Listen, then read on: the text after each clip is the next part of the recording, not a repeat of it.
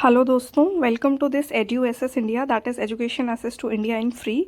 इस चैनल का एम है कि क्वालिटी एजुकेशन हर एक स्टूडेंट तक फ्री में पहुंचाई जा सके, चाहे वो कोचिंग अफोर्ड कर सके या ना कर सके।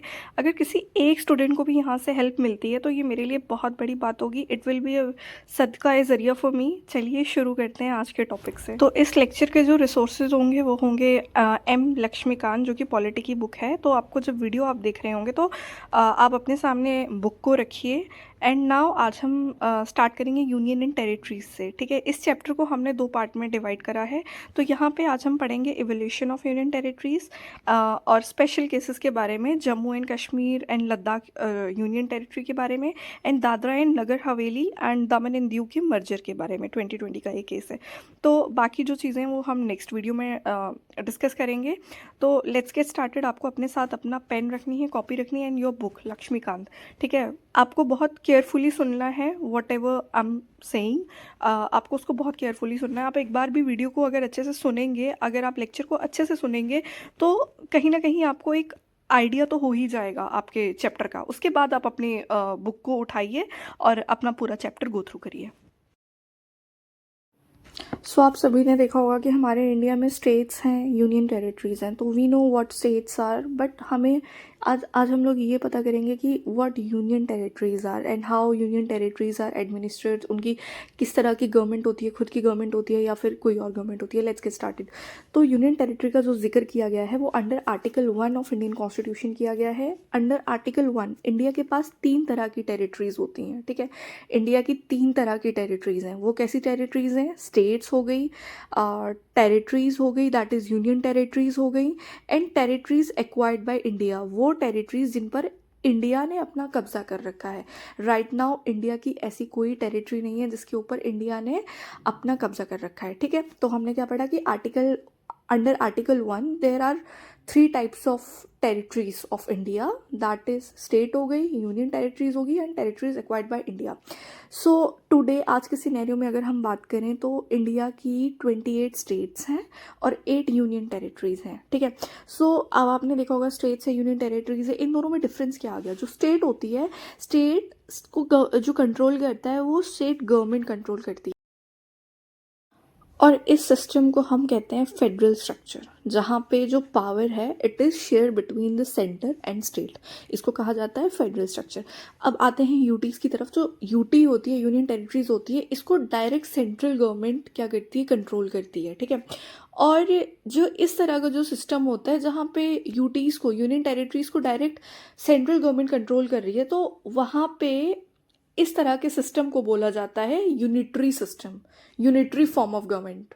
ठीक है, तो this part of Indian system behaves like a unitary form of government. ठीक है, तो now question is how UTs were created, like what's the origin of the union territories, what's the evolution of union territories। ठीक है, तो अब हम बात करेंगे ब्रिटिशर्स के टाइम पे, जब ब्रिटिशर्स का रूल था। ठीक है, बिफोर इंडिपेंडेंस। तो क्या हुआ करता था कि ब्रिटिशर्स के पास एरिया हुआ करते थे। ठीक है, जैसे पूरे इंडिया पे उन्होंने कब्जा करा हुआ था। ठीक है, तो उन पूरे इंडिया के कब्जे में उनके कुछ एरियाज हुआ करते थे। ठीक है, जिनको वो स्केड्यूल्ड डिस्ट्रिक्ट्स बोलते थे। ठीक है, ये बात है 1874 की। ठीक है, तो Britishers had areas called as the scheduled districts. ठीक है, उसके बाद कुछ समय बाद, ठीक है, जो ये स्केड्यूल्ड डिस्ट्रिक्ट्स हैं, ठीक है, इनको उन्होंने बनाया चीफ कमिश्नर प्रोविंसेस। ठीक है, पहले क्या हुआ करते थे? 1874 के टाइम पे there are some areas which are called as scheduled districts, and later उसके बाद उन स्केड्यूल्ड डिस्ट्रिक्ट्स को उन्होंने बोला चीफ कमिश्नर प्रोविंसेस। ठीक है, तो उसके बाद इंडिपेंडेंस हुआ। ठीक है, यहाँ पर एक नोट करने वाली चीज़ है कि इंडिपेंडेंस के बाद 1950 में जो हमारा कॉन्स्टिट्यूशन था, कॉन्स्टिट्यूशन में स्टेट एंड यूटीज़ की 4 फोल्ड क्लासिफिकेशन थी। और ये 4 फोल्ड क्लासिफिकेशन क्या थी कि जो स्टेट्स थे, स्टेट्स को इन्होंने part A, part B and part C में डाला, और यूटीज़ को उन्होंने पार्ट डी में डाला। ठीक है, इसको हम कहते हैं 4 fold classification of states and UTs. क्या थी कि स्टेट्स को इन्होंने part A, part B and part C में डिवाइड किया, एंड यूटीज़ को इन्होंने पार्ट डी में डिवाइड किया। Therefore after independence part A, B, C को डाल दिया गया स्टेट्स में। ठीक है, और पार्ट डी को में इंक्लूड कर दिया गया टेरिटरीज को। देन 1956 में इन्होंने दो एक्ट पास करे, ठीक है, एक 7th कॉन्स्टिट्यूशनल अमेंडमेंट एक्ट 1956, दूसरा एक्ट पास करा स्टेट रीऑर्गेनाइजेशन एक्ट 1956। तो उसके बाद इन्होंने क्या किया, 1956 में कॉन्स्टिट्यूशनल अमेंडमेंट एक्ट 1956 और स्टेट रीऑर्गेनाइजेशन एक्ट 1956 दोनों को मिलाकर part C and part D areas को यूनियन टेरिटरीज में कन्वर्ट कर दिया, ठीक है। देन उसके बाद टाइम बढ़ता गया, ग्रेजुअली इन्होंने क्या किया कि जो ये यूटीज बनी थी ना, तो आउट ऑफ दीज यूटीज कुछ यूटीज को इन्होंने स्टेटहुड में एलिवेट कर दिया, मतलब इन्होंने कुछ यूटीज को स्टेटहुड का नाम दे दिया। और ये यूटीज कौन कौन सी थी, हिमाचल प्रदेश, मणिपुर, मिजोरम, त्रिपुरा, गोवा, अरुणाचल प्रदेश। कौन कौन सी थी, हिमाचल प्रदेश और बाकी सब tribal areas, Manipur, Mizoram, Tripura, Arunachal Pradesh and Goa. एक तरफ तो हम लोगों ने यहाँ पे पढ़ा कि किस किस तरह से यूटीज़ बनी और किस किस तरह से कुछ यूटीज़ को स्टेटहुड में एलिवेट कर दिया गया। दूसरी तरफ हम अब ये देखेंगे कि कुछ यूटीज़ ऐसी थी ना, कुछ यूनियन टेरिटरीज ऐसी थी जिन पर फॉरेन पोजीशन था, ठीक है। तो पुर्तगीज़ का पोजीशन था और फ्रेंच का पोजीशन था। तो पुर्तगीज़ से हम लोगों ने लिया गोवा, दमन एंड दीव, दादरा एंड नगर हवेली, ठीक है। तो गोवा, दमन एंड दीव, दादरा एंड नगर हवेली, इसके ऊपर पुर्तगीज़ का पोजीशन था, ठीक है। ये टेरिटरी जो ये एरियाज़ है ना, ये पुर्तगीज़ के द्वारा एक्वायर्ड करे हुए थे, ठीक है। And then after some time जब इंडिपेंडेंस हो गया, देन उसके बाद इनको भी यूटी की तरह कंस्टिट्यूट किया गया। देन उसके बाद फ्रेंच जो पुडुचेरी है, पुडुचेरी के ऊपर फ्रेंच ने अपना एक्वायर करा हुआ था एडमिनिस्ट्रेशन, ठीक है। तो उसके बाद हम लोगों ने मतलब जैसे टाइम बीता तो इंडिया ने अपना पुडुचेरी को वापस लिया, ठीक है। उस एरिया को, पुडुचेरी एरिया को भी यूटी की तरह वो कर दिया, दैट इज़ कंस्टिट्यूट कर दिया। तो हम लोगों ने इस तरह से यहाँ पे एवोल्यूशन पढ़ा, ठीक है। एवोल्यूशन ब्रिटिशर्स, मतलब शुरुआत में जैसे हमने देखा कि ब्रिटिशर्स का टाइम था, ब्रिटिशर्स के टाइम पे स्केड्यूल डिस्ट्रिक्ट्स हुआ करते थे। देन 1874 में उसके बाद उन स्केड्यूल डिस्ट्रिक्ट को बना दिया गया चीफ कमिश्नर प्रोविंसेस। देन उसके बाद हमारे इंडिपेंडेंस आया, इंडिपेंडेंस में हमारा कॉन्स्टिट्यूशन बना, कॉन्स्टिट्यूशन में 4-फोल्ड क्लासिफिकेशन हुई। 4-फोल्ड क्लासिफिकेशन होने के बाद जो part A B C states हैं, इनको पार्ट ए बी सी है इनको स्टेट्स में डाला गया, एंड पार्ट डी है इनको हमने यूनियन टेरिटरीज में डाल दिया, ठीक है। देन उसके बाद 1956 में 7th अमेंडमेंट एक्ट 1956 आया एंड स्टेट रीऑर्गेनाइजेशन एक्ट 1956 आया, जिसमें कि part C and D areas को हमने यूनियन टेरिटरीज बना दिया। अब देखो, पार्ट डी एरियाज तो ऑलरेडी यूनियन टेरिटरी था, ठीक है। पार्ट सी एरिया स्टेट्स थे, तो उनको भी यहाँ पे मिलके हम लोगों ने क्या बना दिया, यूनियन टेरिटरीज बना दिया। Then gradually after some time मतलब जो यूटीज़ थी, इन यूटीज़ जिन एरियाज़ को यूटीज़ बनाया था, इनको हमने स्टेटहुड के लिए एलिवेट कर दिया। और वो कौन कौन सी थी, हिमाचल प्रदेश, मणिपुर, मिजोरम, त्रिपुरा, गोवा, अरुणाचल प्रदेश, ये हमने यहाँ पे यहाँ पे हमने पूरी हिस्ट्री देख ली। उसके बाद दूसरी तरफ कुछ एरियाज ऐसे थे जिनके ऊपर फॉरेन पोजीशन था, जैसे कि दामन एंड दीव, गोवा, दादरा, नगर एंड हवेली, इसके ऊपर पुर्तगीज़ का अपोजिशन था। तो इन एरियाज़ को भी बाद में यूटी बनाया गया, और पुडुचेरी के ऊपर फ्रेंच का कंट्रोल था। तो इस एरिया को भी, पुडुचेरी एरिया को भी बाद में हमने यूनियन टेरिटरी का स्टेटस दिया। नाउ हम बात करेंगे प्रेजेंट यूनियन टेरिटरीज़ कितनी हैं और कौन सी ईयर में कौन सी यूनियन टेरिटरीज़ आई थी। देखो, सबसे पहले तो हमें ये चीज़ ध्यान में रखनी है कि देखो, state reorganisation act 1956 plus 7th amendment act 1956 के बाद यूनियन टेरिटरीज को बनाया गया था, ठीक है। तो यहीं से हम लोग स्टार्ट करते हैं। तो पहले इतना याद रखना है कि देखो, 3 जो यूनियन टेरिटरीज हैं, अंडमान एंड निकोबार, दिल्ली एंड लक्षद्वीप, ये 1956 में ही आई थी, ठीक है। तो पहला है अंडमान एंड निकोबार, इसको 1956 में आया था बाय सेम एक्ट्स, ठीक है। सेकेंड है दिल्ली को भी यूनियन टेरिटरी बनाया गया 1956 में। लेटर दिल्ली को बाद में रीनेम किया गया national capital territory of Delhi in 1992, इसके बारे में हम लोग बाद में पढ़ेंगे, ठीक है। उसके बाद तीसरा आता है लक्षद्वीप भी हमारा 1956 में ही आया। पहले लक्षद्वीप को बोला जाता था लक्षद्वीप, मिनिकॉय एंड अमिंदवी, ठीक है। तो ये चीज़ आपको नोट करनी है। पहले लक्षद्वीप को बोला जाता था लक्षद्वीप, मिनिकॉय एंड अमनद्वी, ठीक है। तो ये प्रीलिम्स में क्वेश्चन आ सकता है कुछ भी, है ना, तो इसको नोट कर देना आप, यहाँ पे मेंशन नहीं है। तो 4th नंबर पे आता है हमारा पुडुचेरी। अर्लियर पहले पुडुचेरी को पौंडीचेरी बोला जाता था, ठीक है। पुडुचेरी कब बना? 1962 में, ठीक है। उसके बाद आता है अपना चंडीगढ़। चंडीगढ़ 1966 में यूनियन टेरिटरी का स्टेटस चंडीगढ़ को मिला। देन जैसे कि if you people are updated to the current affairs, you people will be able to know that Jammu and Kashmir and Ladakh ये स्टेटहुड से स्प्लिट हुए यूनियन टेरिटरीज में 2019 में, ठीक है। तो जम्मू एंड कश्मीर 2019 में आया, लद्दाख 2019 में आया। उसके बाद 8th नंबर पे है दादरा एंड नगर हवेली एंड दामन एंड दीव। पहले क्या हुआ करता था? दादरा एंड नागर हवेली अलग यूनियन टेरिटरी हुआ करती थी, दमन एंड दीव अलग यूनियन टेरिटरी हुआ करती थी। 2020 में, इन 2020 इन दोनों को मर्ज कर दिया गया into one. Now question is कि why these areas were created as a union territories. क्यों कोई और एरिया नहीं बनाया गया यूनियन टेरिटरीज? क्यों लाइक उत्तर प्रदेश को नहीं बनाया गया? क्यों इसको नहीं, क्या कहते हैं, मध्य प्रदेश को क्यों नहीं बनाया गया? सो लेट्स सी, इसके कई रीजंस हैं। पॉलिटिकल एंड एडमिनिस्ट्रेटिव रीजंस हैं, मेनली तीन रीजंस हैं, ठीक है। एक और रीज़न है, वो हम बाद में बात करते हैं इसके बारे में। तो मेनली 3 रीज़न है, that is political and administrative reasons, for cultural uniqueness reasons and number 3 for strategic reasons, ठीक है। सो सबसे पहला है पॉलिटिकल एंड एडमिनिस्ट्रेटिव रीजंस, ठीक है। तो यहाँ पे सेंटर को क्या लगा, लाइक गवर्नमेंट को क्या लगा कि कौन से एरियाज ऐसे हैं जो पॉलिटिकली स्ट्रांग हो सकते हैं, एडमिनिस्ट्रेटिव वहाँ पे ज़्यादा असर हो सकता है। तो वो एरियाज़ है दिल्ली एंड चंडीगढ़। वहाँ पे लाइक गवर्नमेंट को ये लगा, प्रशासन को ये लगा कि लॉ मेकर्स को ये लगा कि दिल्ली एंड चंडीगढ़ पे अच्छा पॉलिटिकल एंड एडमिनिस्ट्रेटिव कंट्रोल बनेगा।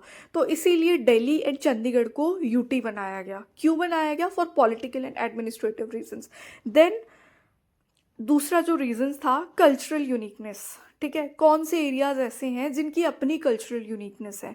तो कल्चरल यूनिकनेस के बेसिस पे पुडुचेरी को यूनियन टेरिटरी बनाया, Dadra and Nagar Haveli and Daman and Diu, ठीक है, इन्हें वो बनाया गया, that is union territories status दिया गया, ठीक है। Puducherry and Dadra and Nagar Haveli and Daman and Diu को क्यों बनाया गया union territory? Because of their cultural uniqueness. तीसरा, लॉ मेकर्स को लगा कि एक एरिया ऐसा भी होना चाहिए जहाँ पे स्ट्रैटेजिक इम्पैक्ट काफ़ी अच्छा है। तो स्ट्रैटेजिक जो इम्पैक्ट है वो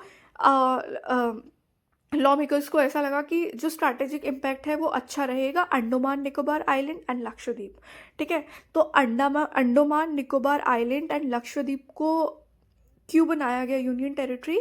because for the strategic uniqueness, ठीक है। कुछ यूनियन टेरिटरीज ऐसी थी, ठीक है, जिनको स्टेटहुड में बदला गया, ठीक है, जैसे कि मिजोरम, मणिपुर, त्रिपुरा, अरुणाचल प्रदेश। बिकॉज इनको स्टेटहुड में, यूनियन टेरिटरी से स्टेटहुड में इसलिए बदला गया क्योंकि ये बैकवर्ड एरिया है, ट्राइबल एरिया है। तो इनको लगा कि यहाँ पे बहुत ज़्यादा ज़रूरत है फोकस करने की tribal areas and backward areas पे। अब देखिए, यूटीज़ को तो सेंटर गवर्न करती है, और लाइक और जो एरियाज़ होते हैं उन स्टेट्स को स्टेट गवर्नमेंट गवर्न करती है, ठीक है। तो लॉ मेकर्स को लगा कि यहाँ पे जो एरियाज़ हैं, मिजोरम, मणिपुर, त्रिपुरा एंड अरुणाचल प्रदेश, इनको स्टेट बनाना ज़रूरी है क्योंकि इनके ऊपर फोकस बहुत ध्यान से होना चाहिए, स्पेसिफिकली होना चाहिए। इसीलिए मणिपुर, मिजोरम, त्रिपुरा, अरुणाचल प्रदेश को एलिवेट कर दिया गया स्टेटहुड में, ठीक है। तो हमने यहाँ पे पढ़ा कि क्या क्या रीजंस थे कि लाइक पर्टिकुलर एरियाज़ को क्यों यूटीज़ बनाया गया, ठीक है। दिल्ली एंड चंडीगढ़ को इसलिए बनाया गया because of the political and administrative reasons, ठीक है। Puducherry, Dadra Nagar and Haveli and Daman and Diu को इसलिए बनाया गया because of their cultural uniqueness. And then Andaman Nicobar island and Lakshadweep को इसलिए बनाया गया because of their strategic uniqueness, ठीक है। देन कुछ यूटीज़ थे उनको स्टेटहुड में इसलिए एलिवेट किया गया क्योंकि उन पे ज़्यादा फोकस करना था, और वो फोकस इसलिए करना था because of there backwardness and tribal areas, ठीक है। तो वो यूटीज़ थी, वो एरियाज़ थे मिज़ोरम, मणिपुर, त्रिपुरा, अरुणाचल प्रदेश, जो कि पहले यूटी हुआ करते थे, बाद में इनको स्टेटहुड में कन्वर्ट किया गया। Now we will study about the special case Jammu and Kashmir Ladakh 2019 split. Jammu and Kashmir एक स्टेट हुआ करता था और उसी स्टेट के अंदर लद्दाख भी हुआ करता था। तो क्या रीज़न थे 2019 में जम्मू एंड कश्मीर को स्प्लिट कर दिया गया, लद्दाख को स्प्लिट कर दिया गया, मतलब लद्दाख को जम्मू एंड कश्मीर से अलग कर दिया गया, दोनों को अलग अलग यूटीज़ बनाया गया। सो लेट्स सी, ठीक है। तो the old state of Jammu and Kashmir was splitted into 2 UTs, that is Jammu and Kashmir and Ladakh, ठीक है। अब नाउ लेट्स सी कि why UT of Ladakh was created, ठीक है। तो रीज़न ये था कि लद्दाख का जो एरिया है वो बहुत बड़ा है, very large area, but population बहुत कम है, but a few people were here, है ना। एंड सेकेंड, डिफ़िकल्ट टेरेन होते हैं, माउंटेन्स, रॉकी माउंटेन्स। तो काफ़ी आपने देखा भी होगा कि लद्दाख के माउंटेन्स कैसे हैं, लाइक लद्दाख एक हिली एरिया है, ठीक है। तो यहाँ पे ये रीज़न भी था, ठीक है। नंबर 1 रीज़न था कि very large area but few people. Number 2 difficult terrain, ठीक है। नंबर 3 मतलब डिफ़िकल्ट टेरेन मतलब एक डिफ़िकल्ट स्ट्रक्चर है, रॉकी एरियाज, माउंटेन्स, मतलब देखा होगा आपने, ठीक है। ये भी रीज़न था। नंबर 3 लद्दाख के जो पीपल थे ना वो खुद चाहते थे कि उनका जो यूटी मतलब उनको यूनियन टेरिटरी का स्टेटस दिया जाए, लद्दाख को यूनियन टेरिटरी का स्टेटस दिया जाए, ये लद्दाख के पीपल चाहते थे, ठीक है। तो इसीलिए जो लद्दाख है उसको यूनियन टेरिटरी बनाया गया, ठीक है।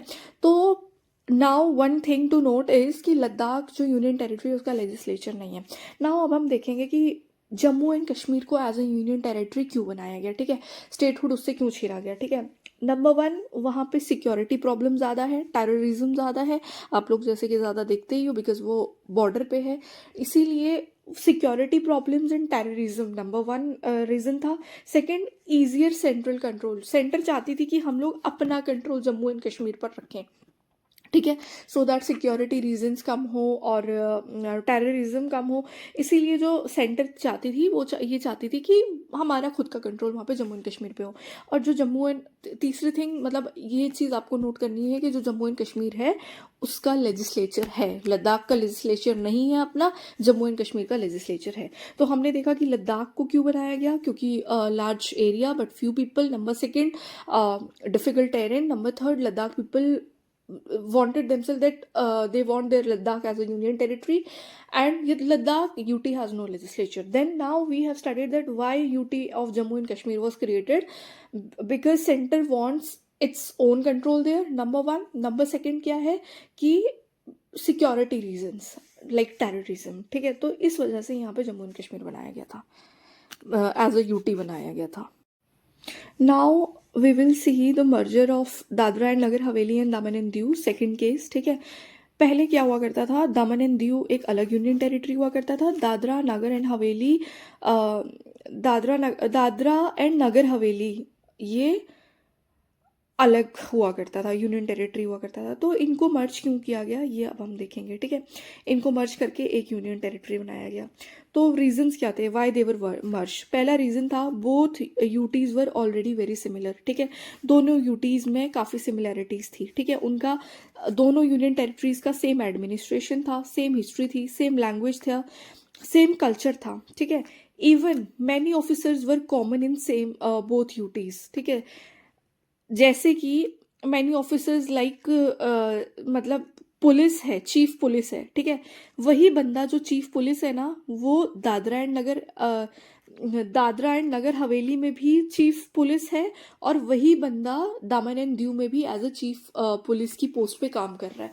तो मतलब दो रोल्स एक बंदा, ठीक है। तो उसके ऊपर रिस्पॉन्सिबिलिटी भी ज़्यादा हो जा रही है, और इससे लोगों के लिए अवेलेबिलिटी भी कम हो जा रही है, क्योंकि एक दिन वो एक जगह काम कर रहा है, एक दिन वो दूसरी जगह काम कर रहा है। जिस दिन वो दूसरी जगह काम कर रहा है, मान लीजिए उस दिन उसकी ज़रूरत अगर पहले वाली जगह पड़ गई तो इसीलिए तो many officers were common in both UTs. जैसे कि कौन कौन से ऑफिसर्स थे जो कॉमन थे बोथ यूटीज़ में, वो थे chief police, chief conservator of forest, secretaries to various departments, ठीक एटसेट्रा।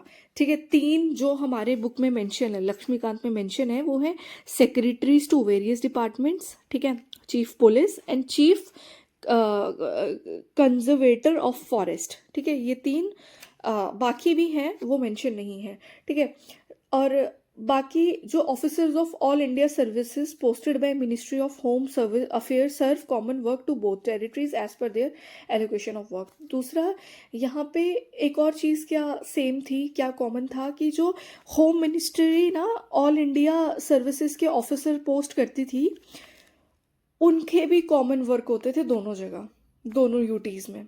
ठीक है, मान लीजिए होम मिनिस्ट्री ने ऑल इंडिया सर्विसेज के थ्रू एसडीएम पोस्ट करा। ठीक है, तो उस एसडीएम का जो वर्क था वो दादरा एंड नगर हवेली में भी कॉमन था, सेम था, एंड दमन एंड दीव में भी सेम था। समझ गए? और 5वीं चीज़ ये थी कि government scheme in both UTs were similar, दोनों यूटीज़ में सिमिलर गवर्नमेंट स्कीम्स थी। So they were acting like one unit already, वो ऑलरेडी एक यूनिट की तरह काम कर रहे थे। ठीक है, तो हमने यहाँ पे पहला रीज़न पढ़ा, ठीक है, सिमिलैरिटी। ठीक है, कि जो बोथ यूनियन टेरिटरीज थी उसमें काफ़ी सिमिलैरिटीज़ थी। एक बार मैं फिर से बताऊंगी कि क्या सिमिलैरिटीज़ थी। सेम एडमिनिस्ट्रेशन था, सेम हिस्ट्री थी, सेम कल्चर था, सेम लैंग्वेज था। Many officers in both UTs were doing a common role. For example, police chief police, secretaries to various departments and conservators of forest, chief conservators of forest, जो ये बंदे थे, ये दोनों जगह common काम कर रहे थे। ठीक है, दूसरी इन्होंने एक और चीज़ क्या सिमिलर बताई, कॉमन बताई, कि जो होम मिनिस्ट्री के द्वारा ऑल इंडिया सर्विस के थ्रू ऑफिसर्स पोस्ट किए जाते थे, उनकी दोनों जगह कॉमन वर्क होता था। ठीक है, दोनों जगह गवर्नमेंट स्कीम्स भी कॉमन थी। So they were acting like one unit already. Second, यहाँ पे क्या रीज़न था यूनियन टेरिटरीज को बनाने का, मतलब मर्ज करने का इन दोनों यूनियन टेरिटरीज को? सेकंड रीज़न ये था कि देर वर टू सेपरेट सेक्रेट्स। सेक्रेट क्या होता है? Government office. ठीक है, जहाँ पे मेन ऑफिस होता है स्टेट गवर्नमेंट का या फिर यूनियन टेरिटरी का। ठीक है, तो देखो दमन एंड दीव था and Dadra and Nagar and हवेली था, तो यहाँ पे दोनों यूटीज में ना 2 सेक्ट्रेट्स थे। ठीक है, अब 2 सेक्ट्रेट समझ रहे हो, दोनों में पेपर वर्क ज़्यादा हो जाएगा। एक दादरा एंड नगर में अलग पेपर वर्क यूज़ होगा, दमन एंड दीव में अलग पेपर वर्क यूज़ होगा। ठीक है, डबल स्टाफ हो जा रहा है। ठीक है, दादरा एंड नगर में डबल स्टाफ होगा, दमन एंड दीव में डबल स्टाफ होगा, डबल कॉस्ट पड़ जा रही है। ठीक है, स्टाफ बढ़ा, खर्चे बढ़े, पेपर वर्क बढ़ा, दमन एंड दीव में अलग कॉस्ट पड़ रही है। ठीक है, दादरा एंड नगर हवेली में अलग कॉस्ट पड़ रही है। ठीक है, तो मैनी ऑफिसर्स, जैसे मैंने आपको बताया था कि कॉमन रोल थे। ठीक है, फॉर एग्जाम्पल चीफ पुलिस, तो यहाँ पे ऑफिसर्स को अल्टरनेट डेट्स पे काम करना पड़ रहा था in both UTs, one day in one UT and next day in another UT. ठीक है, मतलब मान लो one day Daman and Diu में काम कर रहा है same officer, chief police, and next day दूसरी यूटी में काम कर रहा है चीफ पुलिस। ठीक है, इससे क्या हो रहा है, मान लो डे 1 पे उन्होंने काम किया दादरा एंड नगर हवेली में। ठीक है, अब यहाँ पे मान लो सेकंड डे पे उनकी ड्यूटी लगी है दमन एंड दीव में। अब सेकंड डे में मान लो दादरा एंड नगर हवेली में कोई लोग आते हैं, उनको ज़रूरत पड़ती है चीफ पुलिस की, तो वहाँ पे उसकी अवेलेबिलिटी कम हो गई ना। तो इसीलिए इन्होंने सोचा कि यहाँ पे करें, मतलब इनको एक ही बना दिया जाए। और एक और रीज़न ये था too much duplication and waste के अंडर, कि इवन जो सेंट्रल मिनिस्टर्स है ना, उनको कोऑर्डिनेट करना मुश्किल हो पा रहा था इन द 2 यूटीज। ठीक है, having the common like similarities, दोनों यूटी में सेम है हर चीज़। सो इसीलिए मिनिस्टर्स को भी कोऑपरेट करना मुश्किल हो पा रहा था, सेंट्रल मिनिस्टर्स को।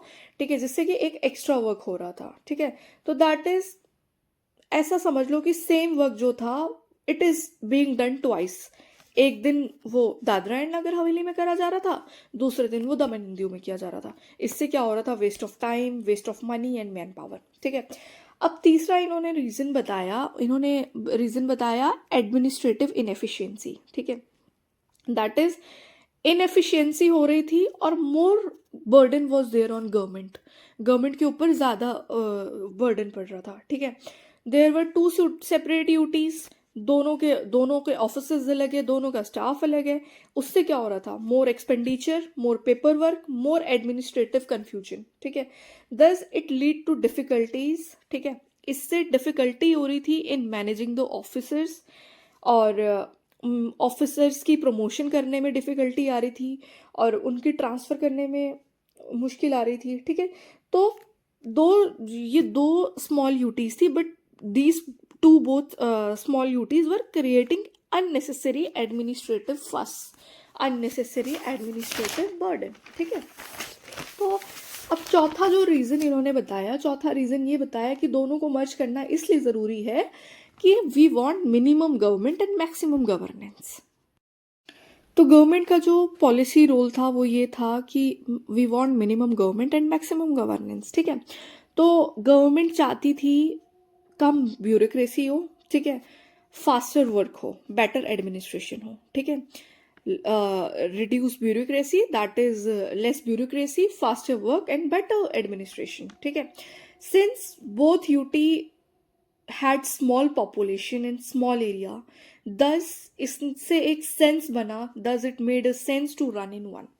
thus जो दोनों यूटीज हैं उनका स्मॉल एरिया था, स्मॉल पॉपुलेशन थी, तो कहीं ना कहीं ये सेंस बना रहा था कि हाँ इसे एक बना दिया जाए, ठीक है।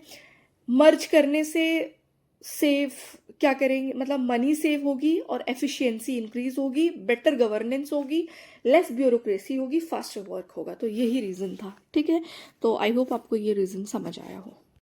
थैंक यू दोस्तों, आई होप आपको ये वीडियो हेल्पफुल लगी होगी। इसे उन स्टूडेंट्स तक ज़रूर शेयर करें जो कोचिंग अफोर्ड नहीं कर पाते हैं या घर से बाहर पढ़ने के लिए नहीं निकल सकते हैं। अगर एक को भी इस वीडियो का बेनिफिट मिलता है तो वो मेरे लिए बहुत है। इसे लाइक, शेयर एंड सब्सक्राइब ज़रूर करना। मिलते हैं नेक्स्ट वीडियो में। Bye bye.